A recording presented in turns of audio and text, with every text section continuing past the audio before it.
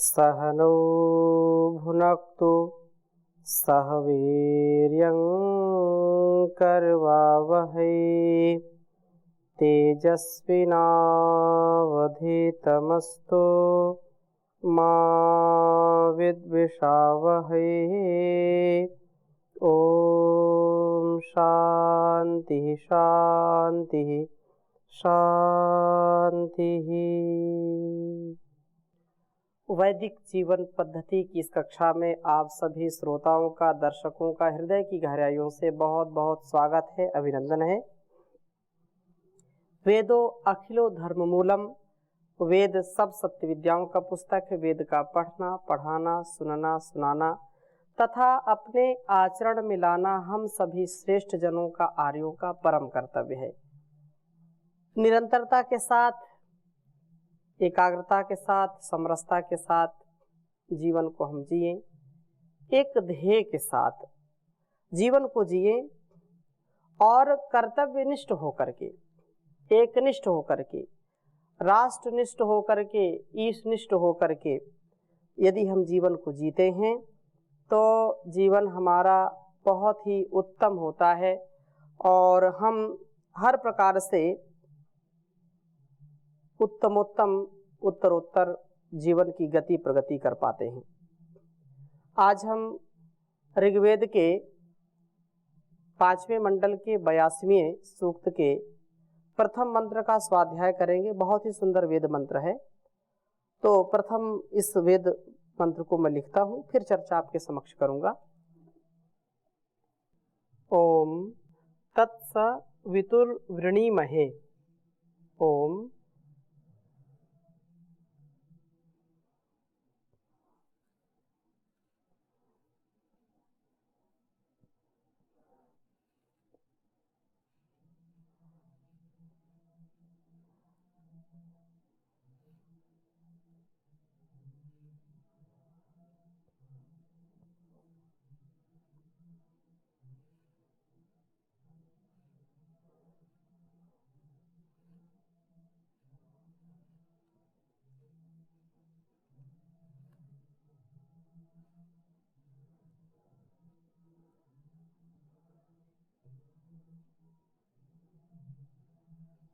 तत्सवितुर्वृणीमहे।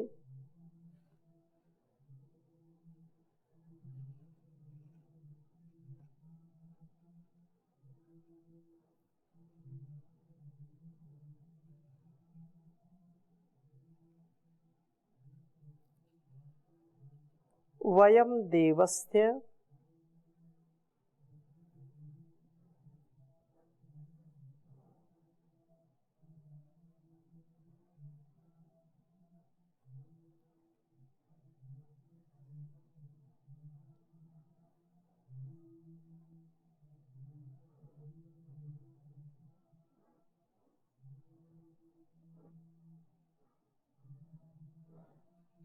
वयं देवस्य भोजनम।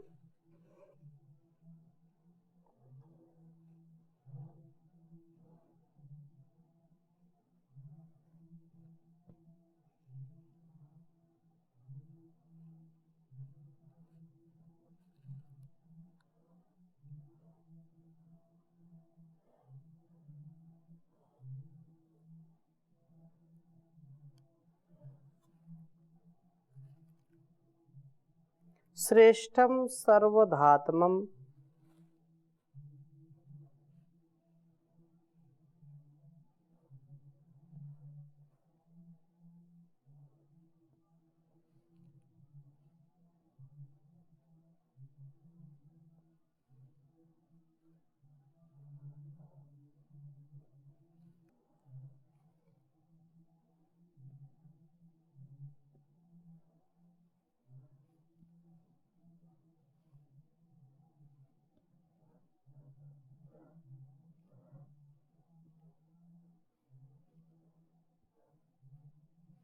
सर्वधात्मम।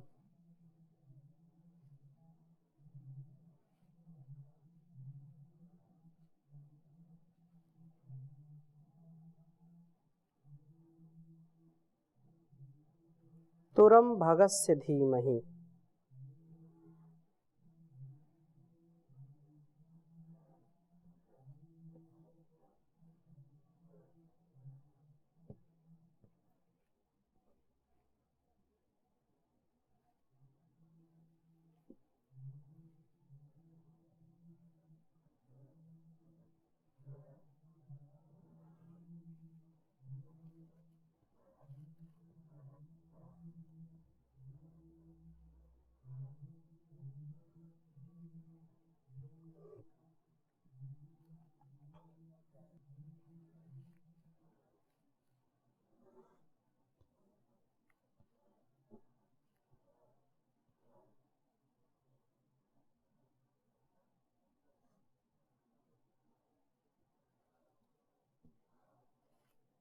तुरम भगस्य धीमहि। ऋग्वेद के 5वें मंडल के 82वें सूक्त का यह पहला मंत्र है।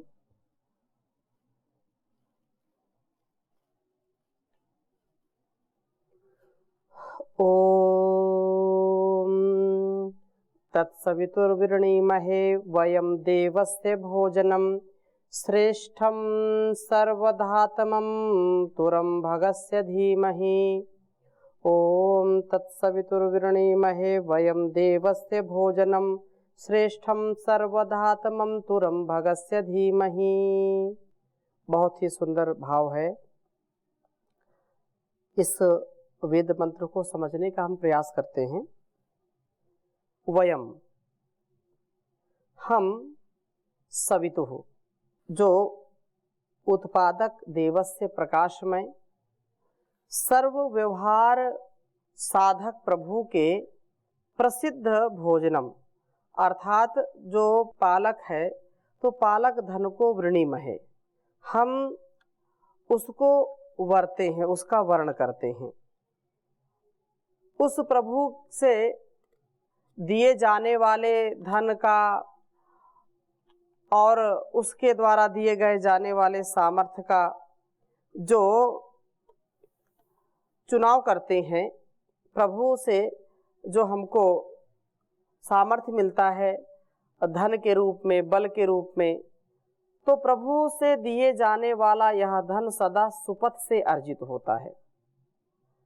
हम अपने कर्तव्य कर्मों में अभियुक्त होते हैं और प्रभु हमें योगक्षेम, अर्थात जो भोजन, जो योगक्षेम है हमारा, जो कल्याण जिससे होता है वो प्राप्त कराते हैं।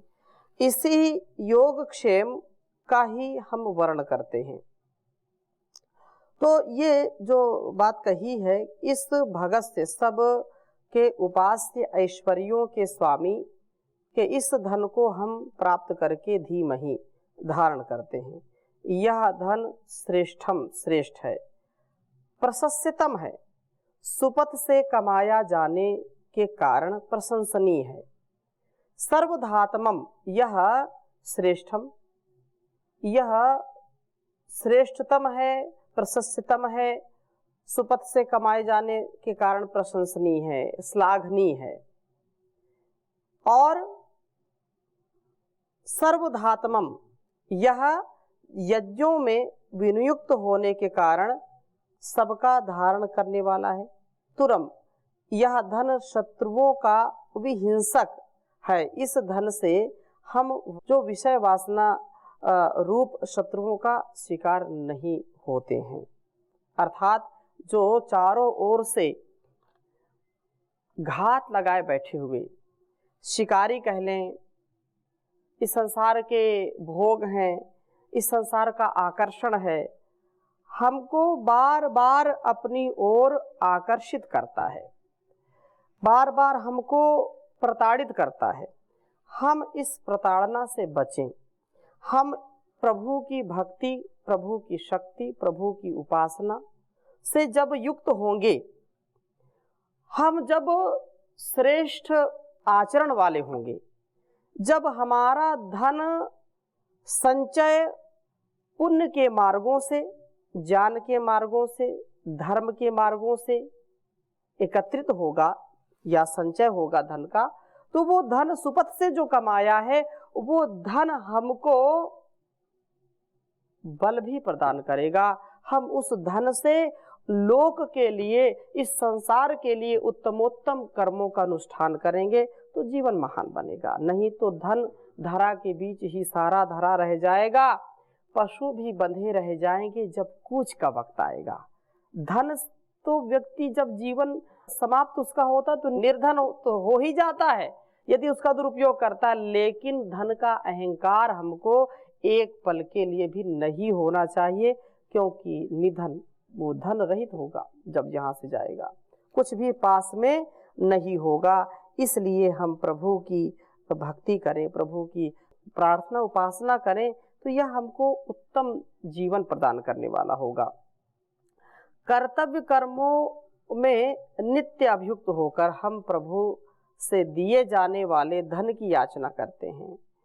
वयम श्याम पतयोरैणाम, हम धन ऐश्वर्य के स्वामी होवें, लेकिन धन कैसा हो? अग्ने नय सुपथाराय, जो सुपथ से, जो कल्याण के पथ से, जो धर्म के पथ से, जो सच्चे अच्छे रास्ते से हमको धन मिलता है, वह धन हमारी उन्नति का कारण बनता है।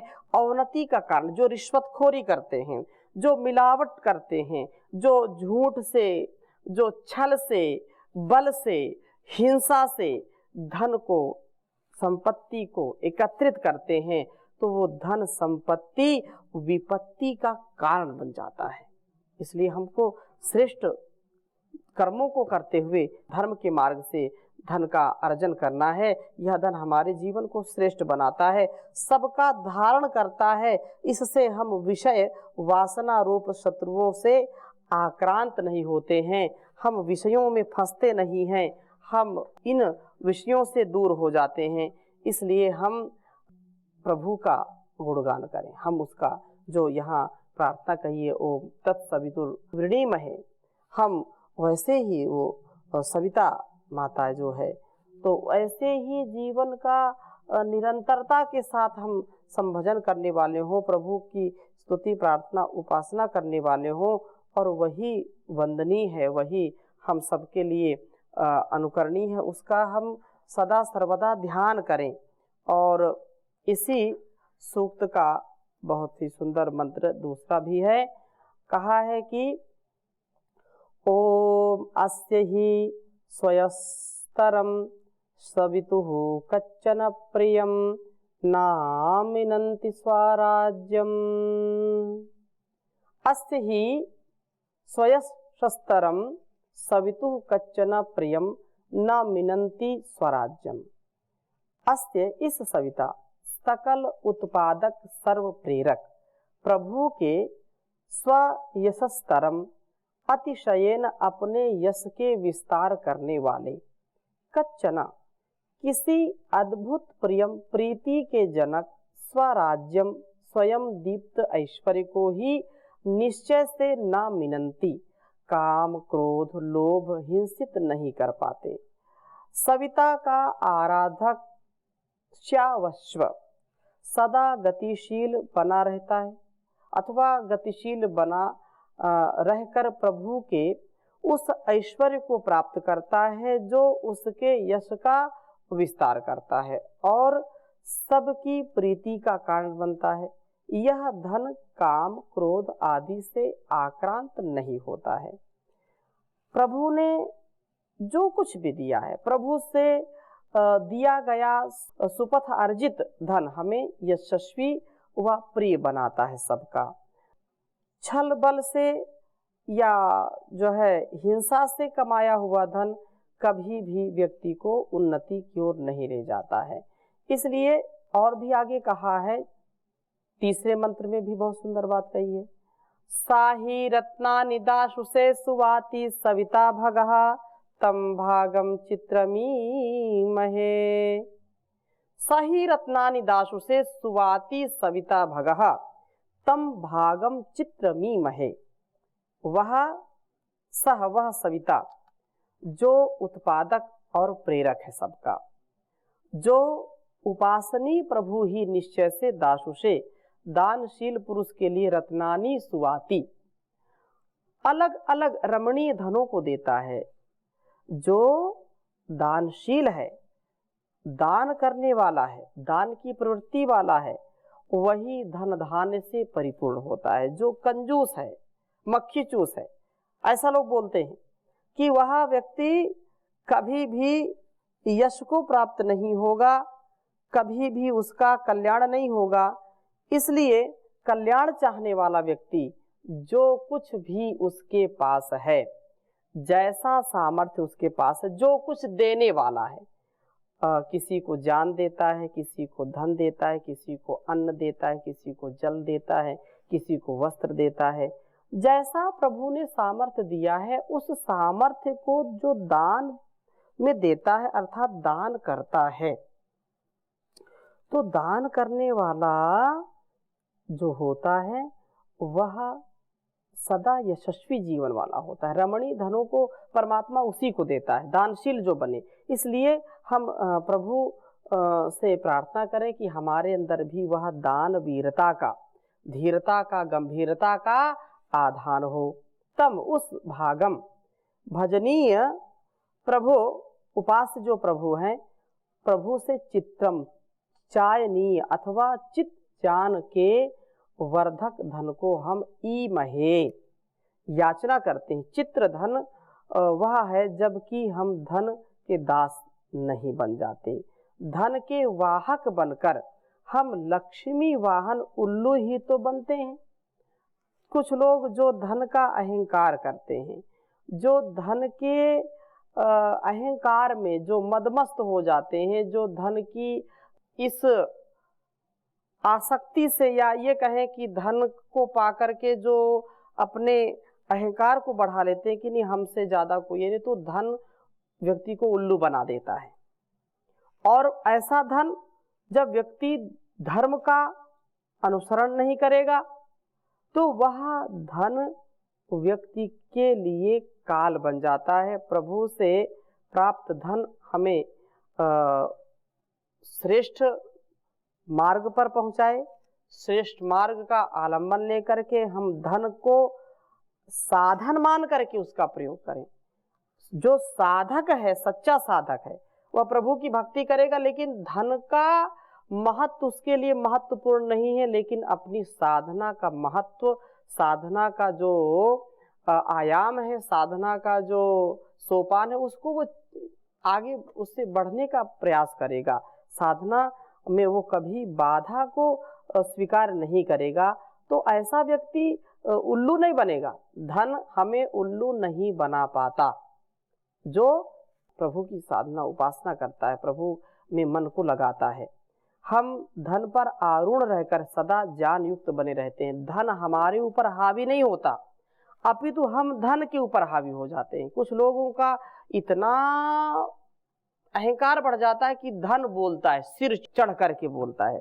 सिर चढ़ करके धन का, संपत्ति का, वैभव का जब जादू बोलता है तो व्यक्ति का जीवन स्खलन की ओर जाता है, पतन की ओर जाता है, अपकर्ष की ओर जाता है। लेकिन जब हम साधन को, इस धन को अपने वश में रखते हैं, हम इसके ऊपर आरूढ़ होते हैं कि धन नीचे है, हमारा व्यक्तित्व, हमारा कृतित्व, हमारा नेतृत्व सबसे ऊपर होना चाहिए। हम जब इसके वशीभूत नहीं होते, अपितु यह हमारे वशीभूत होता है, तो व्यक्ति मानव से महामानव बन जाता है, नर से नारायण बन जाता है। इसमें कोई संदेह नहीं है। हम ऐसा प्रयास करें कि हमारा भी जीवन सुंदर, सफल और सक्सेसफुल हो। एक पल के लिए भी हमारे अंदर हताशा, निराशा ना हो। एक पल का भी हमारे जीवन में कोई ऐसा भाव ना आए जो हमारे जीवन और इस जगत के लिए अकल्याणकारी हो। अतः हम प्रभु की उपासना करें और उससे जो सामर्थ्य मिला है उससे हम शुभ कर्म करें, उससे हम जीवन को वेदानुकूल चलाएं, क्योंकि वेद ही हमारे इस जीवन के भेद को खोल सकते हैं, रहस्य को खोल सकते हैं। इसलिए बहुत सुंदर बात कही है, ज्ञान का सागर चार वेद यह वाणी है भगवान की, इसी से मिलती सब सामग्री जीवन के कल्याण की। ज्ञान का सागर चार वेद यह वाणी है भगवान की, इसी से मिलती सब सामग्री जीवन के कल्याण की। सब सच्ची विद्याएं जग में प्रकट वेद से होती हैं, सब सच्ची विद्याएं जग में प्रकट वेद से होती हैं। यहीं से जाकर सब नदियां पृथ्वी का आंगन धोती हैं, उसी को जीवन सार मिला, उसी को जीवन सार मिला, जिसने इसकी पहचान की। इसी से मिलती सब सामग्री जीवन के कल्याण की, जीवन के कल्याण की।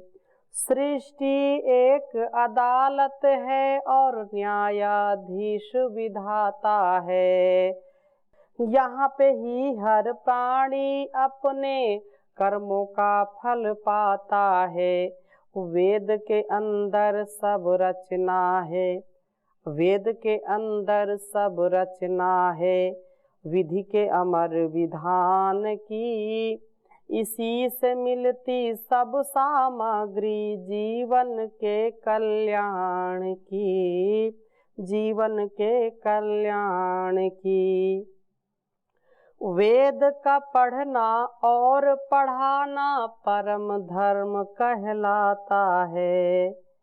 आचरण करना और कराना भी कर्तव्य बताया जाता है। वेद ही असली दौलत है, वेद ही असली दौलत है दुनिया के हर इंसान की। इसी से मिलती सब सामग्री जीवन के कल्याण की, जी जीवन के कल्याण की।